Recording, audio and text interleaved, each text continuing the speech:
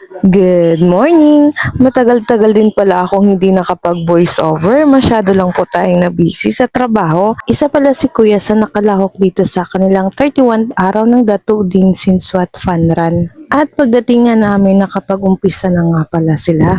Nakasalubong na nga namin yung sumati sa 15-kilometer run. Madami na din kaming nakakasalubong na tumatakbo. Nag-umpisa na pala din ang 5-kilometer run. Buti na lang talaga nakita ni Mr. si Kuya, malayo pa lang daw. Kita na daw niya ang anak niya.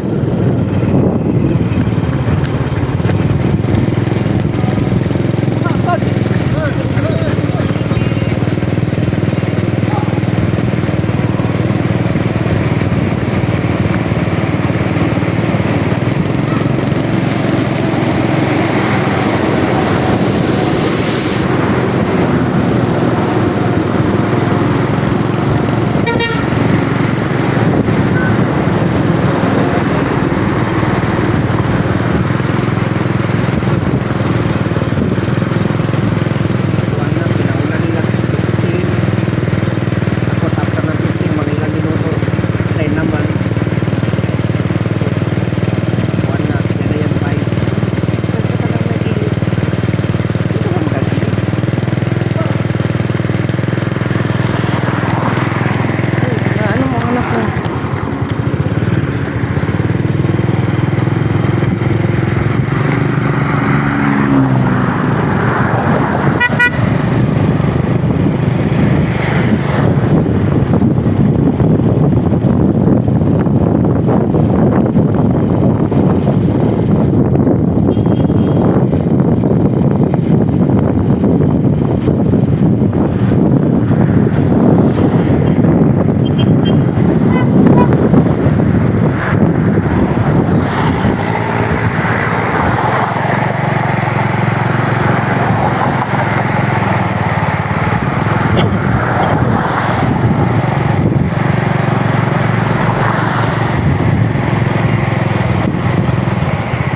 Ah, 10 PM ito siya.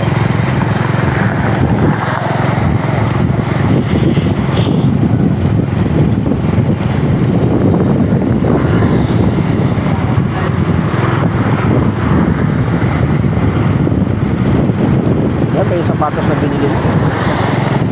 Ha? Yan ba yung sapatos na binili natin?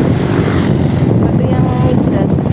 Bago ko lang yan na buti nakadating. Magaan? Oh, magkano sa patis? Di ba ginamit ko din?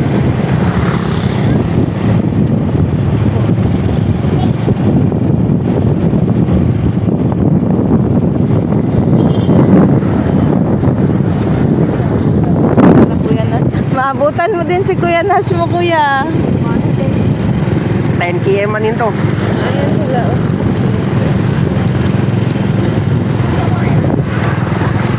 Yan ba, butang usal ka, Michelle? At kailangan na, butang buka ko sa facility. Ginadaon niyo ito. At niyo sa kanila.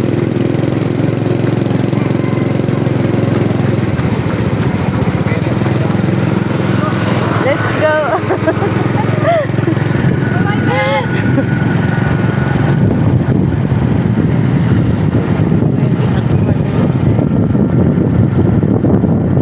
Kuya na, nas niyo.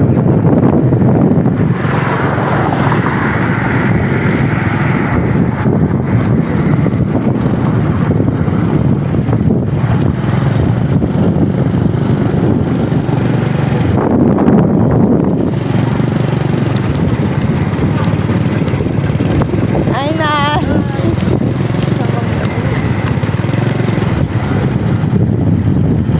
Ay, tarong pan kanan. Napuha na. Ay. Hindi niya tinali ng maayos.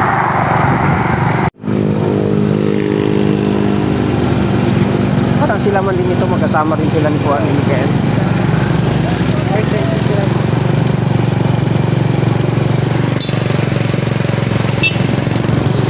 Ah, okay.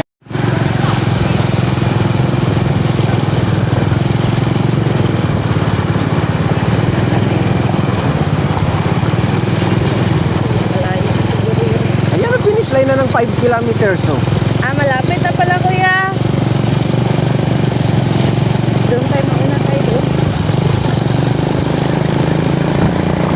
Mga ganda. Oo, Kuya. Ingat ka lang sa tali ng sapatos.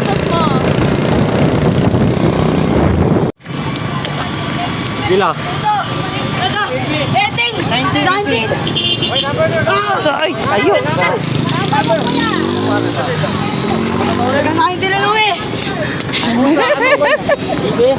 Hindi talaga maginto. Nice ka! Ah. Thank you!